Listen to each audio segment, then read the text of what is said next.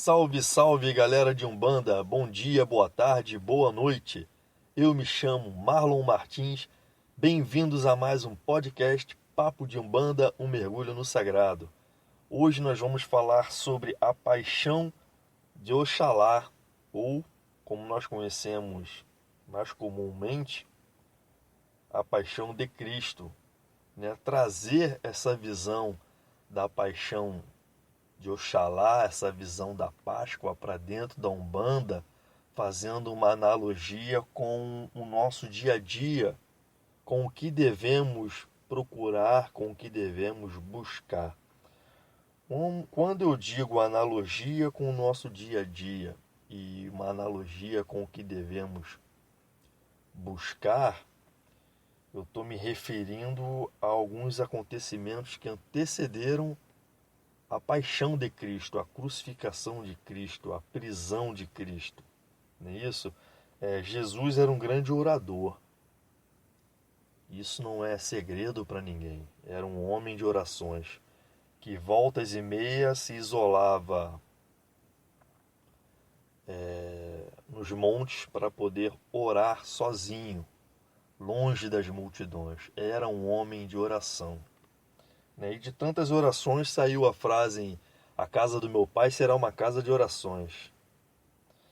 E devido a ser um homem orador, que conversava muito com Deus Pai, nosso querido Zambi na Umbanda, em um momento ele sentiu necessidade de se isolar mais ainda.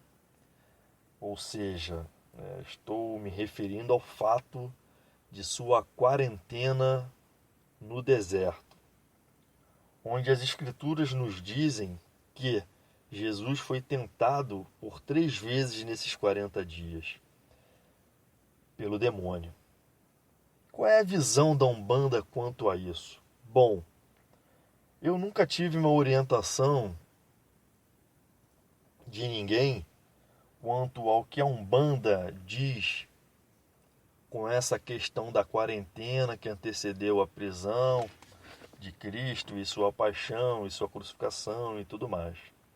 Mas de tudo que eu já li, estudei, escutei e aprendi, até mesmo com meus próprios guias, Jesus em sua quarentena, ele não foi tentado 3 vezes pelo diabo, pelo demônio, pelo capiroto, como as pessoas têm mania de falar.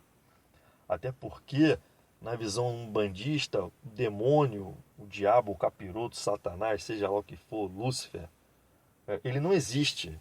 Né? A Umbanda encara o mal como o mal, uma força negativa, uma força capaz de trazer pensamentos, escolhas e frutos ruins através da ação humana. É isso que começa lá no ego. E aí a gente vai chegar lá mais tarde aqui no Papo de Umbanda, nessa situação do ego. Mas então Jesus foi tentado 3 vezes em sua quarentena, exatamente aí, pelo ego. Eu não vou dizer seu ego, porque Jesus era muito perfeito. Mas talvez ele estivesse buscando em sua quarentena uma maneira de ainda assim melhorar e evoluir e se preparar ainda mais para o que viria. É isso, a primeira tentação foi quanto à sua fome, porque ele estava em jejum. É isso, então, o seu eu interior provavelmente passou em algum momento pela cabeça dele de transformar pedra em pão para poder matar a fome. Mas ele se manteve forte e não escutou aquele eu interior que queria dar uma brecha para que ele saísse do jejum e saísse dos seus costumes e saísse da sua fé. Então ele se manteve e não transformou pedra em pão, e daí saiu a famosa frase: se eu não me engano, nem só de pão vive o homem. Não é isso? Bom, e continuando essa quarentena no deserto, ele teve uma segunda, vamos dizer assim, não vamos dizer que é um fraquejo, né? Como eu falei, Jesus era muito perfeito, muito evoluído, até como ser humano, porque um ser humano normal não aguentaria o sofrimento ao qual ele foi submetido. Não é isso? Mas enfim, ele passou a quarentena lá e teve as 3 tentações, que no meu ponto de vista, e, e aí utilizando de todo o preparo que a Umbanda e visão que a Umbanda tem me dado até hoje, foi isso. Ele sofreu tentativas de seu próprio eu interior, né? Porque 40 dias sem comer e sem beber é muito tempo para o ser humano. E por mais perfeito e evoluído que você seja, provavelmente em algum momento você vai sentir. Então, provavelmente foram 3 momentos mais difíceis para Jesus. Não é isso? E o que ele quis dizer, o que ele quis deixar de legado com essa questão de ter aguentado os 40 dias e ter passado por essas 3 supostas tentações? Quis nos dizer que devemos ter fé, que devemos acreditar no Pai, que devemos acreditar em nossos propósitos e que devemos ter resignação. Resignação para com as leis maiores, com as leis espirituais, isso, com as leis de nossa amada, querida e tão falada Aruanda. E por que o Marlon está falando nisso? Porque o momento é de resignação. Né? O mundo passa por um momento muito difícil por essa questão aí das enfermidades virais. O Brasil, acredito que ainda vai sofrer um pouco mais do que já está sofrendo, assim como todo o restante da população mundial. É um momento de resignação, é um momento de aceitar, confiar em Deus que tudo vai dar certo. É isso, façamos a nossa parte. Vamos ajudar como podemos ajudar, ficando em casa, cuidando uns dos outros, ajudando uns aos outros da melhor maneira e forma possível, não é isso? Cultuando mais a nossa família, cultuando mais as nossas orações, se aproximando mais de nossa fé, de nosso Deus e de nosso próprio eu interior. E aí vamos lá, isso tem a ver ou não tem a ver com o que Jesus quis nos deixar? Ser forte, estar convicto do que se quer, do seu objetivo, confiar em Deus, ter resignação e aceitar o que está por vir. Entrega nas mãos de Deus. Com certeza foi isso que Jesus quis provar para ele mesmo, indo passar 40 dias no deserto. É isso.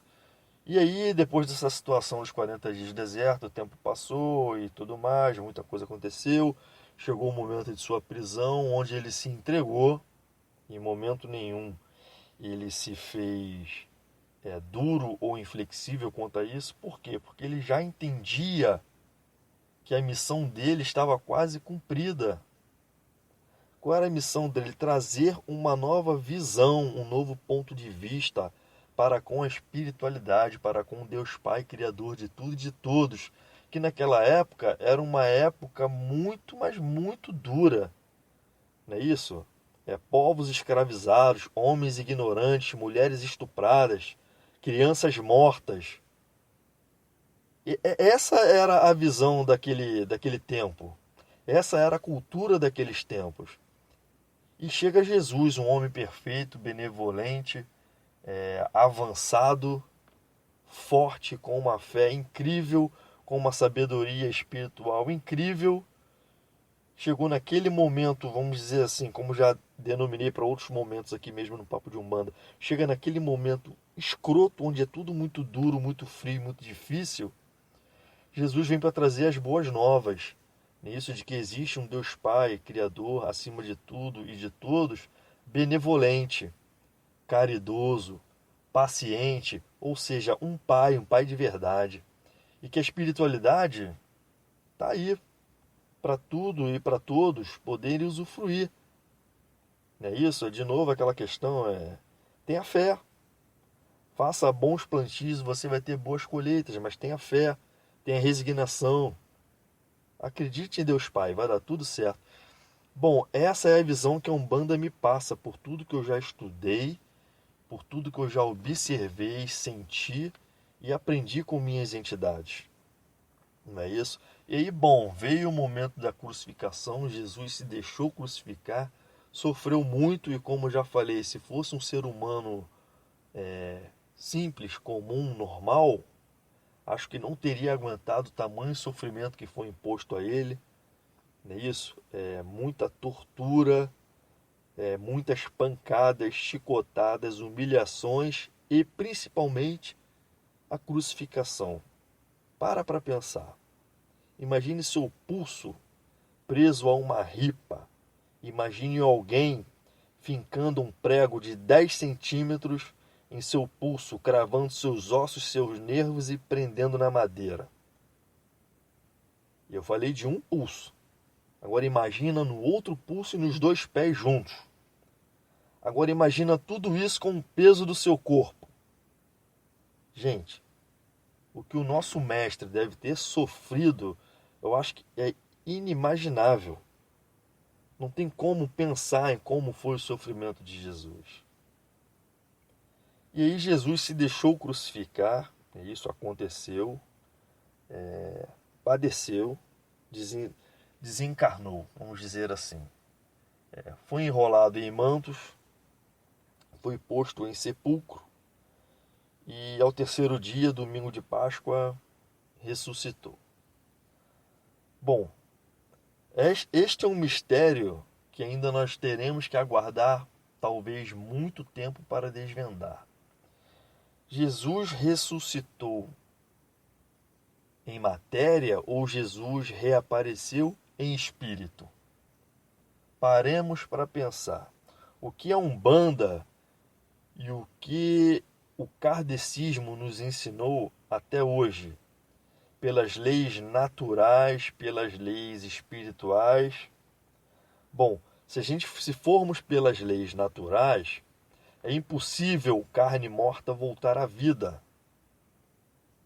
Porque a carne morta, ela depende do sopro da vida para estar animada. Ou seja, a matéria é animada pelo espírito. E o espírito toma forma pelo perispírito. Bom, se desencarnou, o espírito se desprendeu, o mecanismo físico falhou, morreu. Pelas leis naturais, é impossível a carne morta voltar à vida. Mas aí podemos pensar, bom, estamos falando de Jesus, um espírito muito, muito, muito evoluído, muito além do nosso tempo, filho de Deus Pai. Será que não é possível que ele tenha feito isso? Pensando dessa maneira, sim, é possível. Mas será que ele seria contra as próprias leis da natureza, contra a naturalidade? Contra a naturalidade? Paremos para pensar. Será?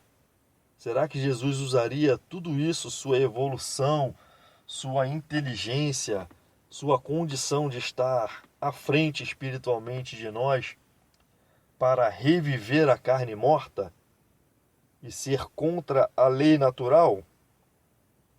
Será? Bom, eu, Marlon, não consigo responder. É isso, acho que ainda vamos aguardar muito, muito, muito, muito tempo até essa verdade vir à tona. Vamos pelo outro lado da história. Será que ele não reapareceu em espírito?